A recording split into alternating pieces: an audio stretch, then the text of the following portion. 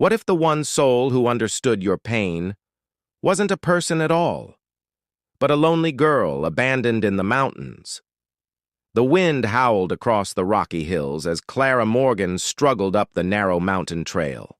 At 7 months pregnant, every step felt heavier than the last. Mud clung to her. Worn boots and the canvas travel bag hanging from her shoulder seemed to grow heavier with every passing minute. She wasn't climbing the mountain because she wanted adventure. She wasn't searching for a new beginning. She was running from a past that had shattered her trust and left her completely alone. Back in the valley town, people whispered whenever she passed. Neighbors who once smiled now looked away. Store owners served her in silence. Friends disappeared one by one. The man who had promised to marry her and build a future together had vanished shortly after learning she was carrying his child. Within weeks, he was engaged to another woman from a wealthy family, pretending Clara had never existed. It was easier for him to erase her than accept responsibility. The betrayal had broken something inside her, but it had not destroyed her completely. Deep down, a small flame of determination still burned. She walked because she had no other choice. The evening fog rolled through the mountains like a living creature. Cold, moisture settled on her face as darkness slowly approached. Her back ached. Her legs trembled. More than once she considered sitting down beside the trail and giving up. Then she saw it. Through the fog stood a small stone house overlooking endless rows of coffee fields. Time had weathered its walls, and several roof tiles were missing, but the structure remained standing. To Clara, it looked like a miracle. Relief washed through her tired body. As she approached the house, another sound reached her ears. A deep, sorrowful moo echoed from somewhere nearby. It wasn't the ordinary sound of livestock. There was sadness in it. Loneliness. A cry searching for an answer that never came. Curious, Clara followed the sound toward an old wooden stable partially hidden by overgrown bushes. Inside stood a large, brown cow. The animal looked healthy enough, but her eyes carried a sadness Clara immediately recognized. The cow stared toward the open stable door as if expecting someone to return. Her udders were full, yet no calf stood beside her. Clara moved carefully, speaking in a soft voice. The cow didn't retreat. Instead, she continued watching the doorway while releasing another low, mournful call. Clara understood instantly. Nobody needed to explain. Some pains could be recognized without words. Someone had taken the calf away. The mother remained behind, waiting for a reunion that would never come. Clara rested a hand against the wooden stall and felt tears forming in her eyes. For a moment, she saw herself in that animal. Both of them had been left behind. Both had lost someone they desperately needed. Both had been forced to continue living despite heartbreak. "Looks like we're both alone," Clara whispered. The cow slowly turned her head and looked directly at her. Something strange passed between them in that silent moment. Not fear, not curiosity, recognition. Night arrived quickly in the mountains. Clara entered the empty house and discovered it had been abandoned for years. Dust covered the furniture, spiderwebs filled the corners, yet there was still a fireplace, a bed frame, and enough shelter to protect her from the cold.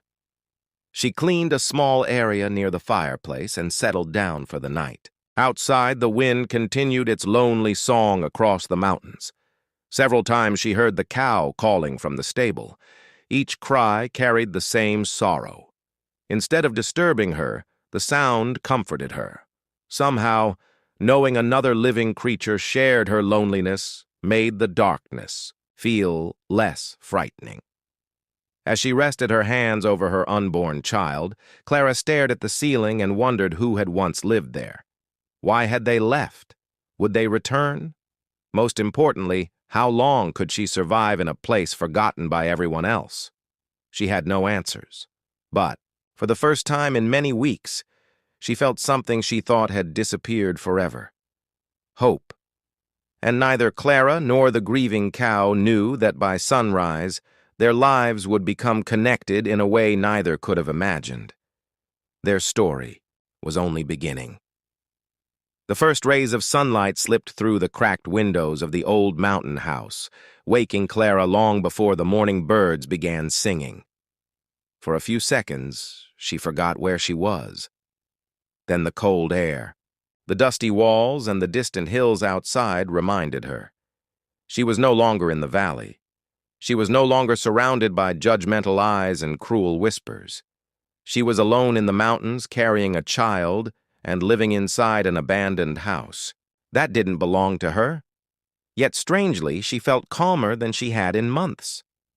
As she slowly stood, her back aching from the hard floor, she heard the familiar sound from outside. The cow was calling again.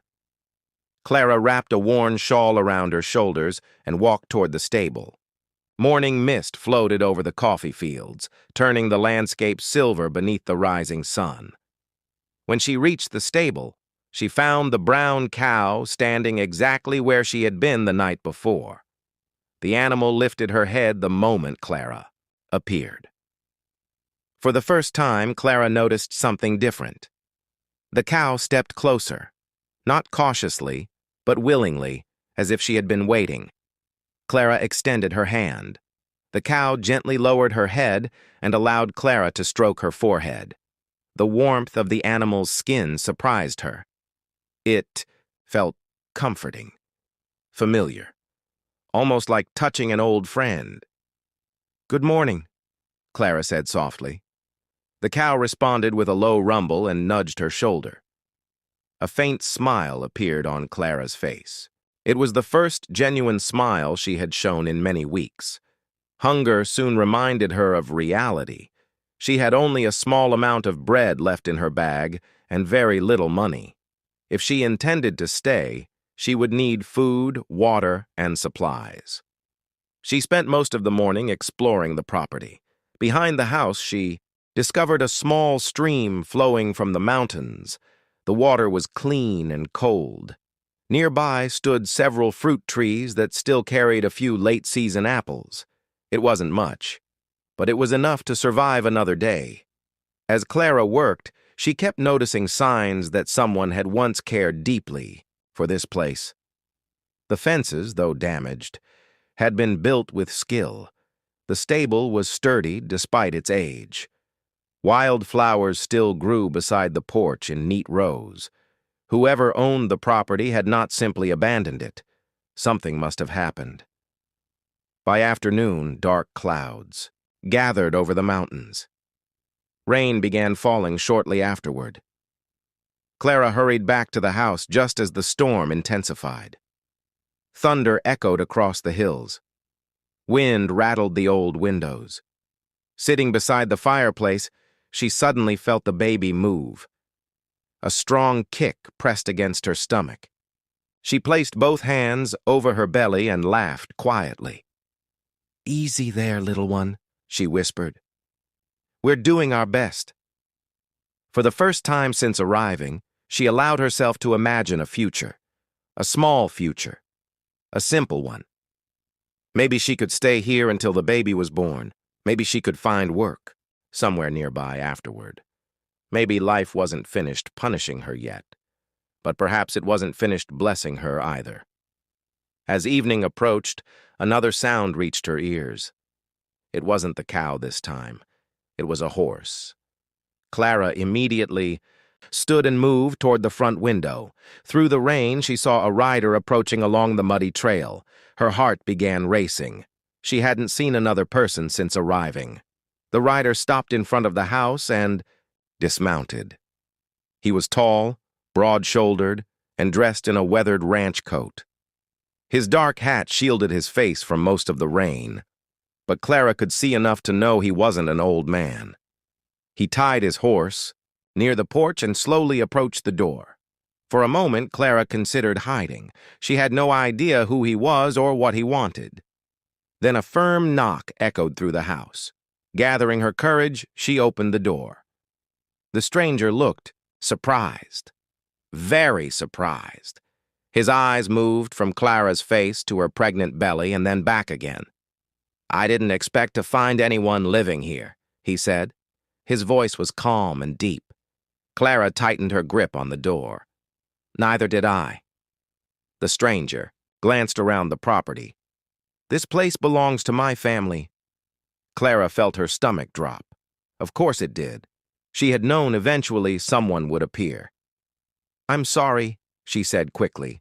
"I wasn't trying to steal anything. I just needed shelter." The man studied her face carefully.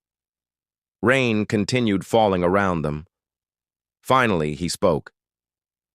"My name is Ethan Walker." Clara nodded. "Clara Morgan." For several seconds, neither said anything. Then Ethan looked toward the stable. The cow had appeared at the entrance and was watching them. Something softened in his expression. "I see Daisy likes you," he said. "Daisy?" Clara asked. "The cow." Ethan smiled faintly. "She hasn't trusted anyone since her calf died 3 months ago." Clara looked toward the animal. Suddenly everything made sense. The sadness, the waiting, the endless calls. She wasn't searching for a lost calf. She was mourning one she would never see again. Ethan followed Clara's gaze. "Funny thing is," he said quietly, "you're the first person she's walked toward since it happened." Clara looked back at him. Neither realized it then. But something important had begun the moment their eyes met in the rain. A connection neither expected. A connection that would soon change both their lives forever. The rain continued falling long after Ethan Walker stepped inside the old mountain house. Thunder rolled across the distant hills, while water drummed steadily against the roof. Clara stood near the fireplace, unsure what to expect. She had spent so many months facing disappointment that trusting a stranger felt almost impossible. Yet there was something different about Ethan. He didn't stare at her with pity. He didn't ask uncomfortable questions. Most importantly, he didn't judge her. Instead, he quietly removed his wet coat and placed a small sack of supplies on the table. Fresh bread, dried meat, vegetables, and a few other necessities appeared from inside the bag. Clara stared at them in disbelief. "You don't have to do that," she said softly. Ethan shrugged. "Looks like you need them more than I do." Clara felt emotion rising in her chest. For weeks she had survived entirely on her own. No one had offered help. No one had shown kindness without expecting something in return. She lowered her eyes, afraid he might notice the tears forming. Ethan pretended not to see. Outside, Daisy the cow remained near the stable entrance, watching the house through the rain. Over the following days, Ethan returned several times. Sometimes he brought supplies. Sometimes he repaired broken sections of the property. Other times, he simply checked to make sure Clara was safe. Little by little, the abandoned house began feeling less abandoned. Clara learned that Ethan owned a ranch several miles away. After his father passed away, responsibility for the family land had fallen entirely on his shoulders. Life had kept him busy, leaving little time for anything else. Despite carrying heavy responsibilities, he always seemed calm, patient, reliable. Qualities Clara had almost forgotten existed. One afternoon, while sitting on the porch overlooking the coffee fields, Clara finally asked the question that had been on her mind. "Why do you keep helping me?" Ethan leaned against a wooden post and looked toward the mountains. "Because somebody should have helped you a long time ago." The simple answer left Clara speechless. No grand speeches, no hidden motives. Just kindness, genuine kindness. As the weeks passed, a friendship began growing between them. They spent evenings talking beside the fireplace. Clara shared stories about her childhood. Ethan spoke about life on the ranch. Sometimes they laughed, sometimes they sat quietly, comfortable in each other's presence. Even Daisy seemed happier. The cow followed Clara around the property whenever she worked outside. The bond between them grew stronger every day, perhaps because both understood loss, perhaps because both had survived loneliness. Then, one cold night, everything changed. Clara woke suddenly with a sharp pain shooting through her body. At first she tried, convincing herself it was nothing. But the pain returned stronger than before, then stronger again. Fear gripped her heart. The baby was coming. A violent storm had trapped the mountains beneath heavy rain and fierce winds. The trails were nearly impossible to travel. Alone inside the house, Clara struggled to remain calm. Another contraction hit. She cried out despite trying not to. Moments later, a familiar sound echoed outside. Daisy began mooing loudly and repeatedly. Not her usual mournful call. This was urgent, desperate. The cow continued calling into the storm. Nearly an hour later, hoofbeats thundered through the darkness. Ethan had heard Daisy from a nearby pasture and followed the sound to the house. Bursting through the door, he immediately understood the situation. Without hesitation, he took control. He kept the fire burning. He brought water. He stayed beside Clara through every painful moment. Hours passed. The storm raged outside, while new life fought to enter the world inside the tiny mountain house. Just before dawn, the cries of a newborn baby finally filled the room. Tears streamed down Clara's face as Ethan carefully placed the infant into her arms. A healthy baby girl, perfect, beautiful, alive. For a long moment, Clara simply stared at her daughter.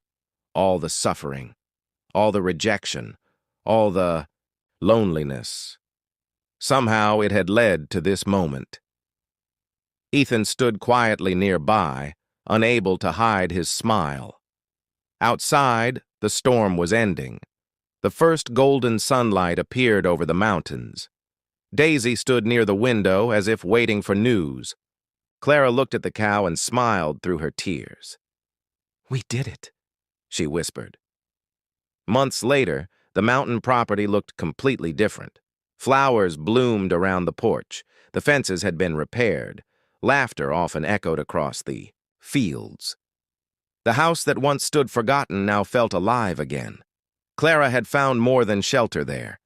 She had found a home. Ethan had become far more than a friend.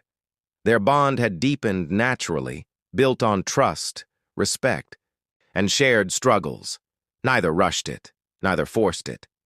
Love arrived quietly, growing stronger with each passing day. On a warm evening, Ethan sat beside Clara while their baby daughter slept peacefully nearby. Daisy grazed in the fading sunlight, no longer lonely, no longer grieving alone.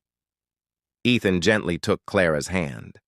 She squeezed it without hesitation. Together they watched the sunset paint the mountains gold. Sometimes life breaks people before leading them toward something better. Sometimes the road begins with heartbreak, betrayal, and loss. But sometimes, when hope seems impossible, a forgotten house in the mountains becomes the place where everything changes, the place where two wounded hearts find healing, the place where a new family begins. Broken Saddle Stories.